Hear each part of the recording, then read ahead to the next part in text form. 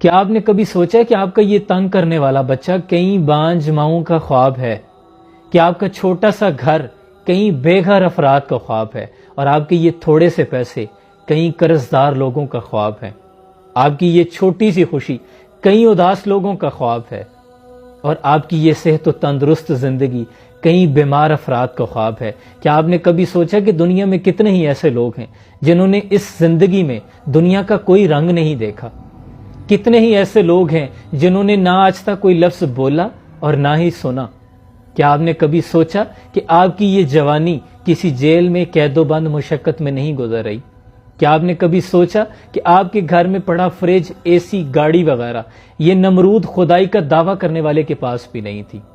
اور یہ نوالا جو آپ کھاتے ہیں پیسوں سے نہیں، قسمت سے کھاتے ہیں، اگر اللہ کی مرضی شامل نہ ہو تو یہی نوالا آپ کی جان لے سکتا ہے، لیکن ہم لوگ کم ہی شکر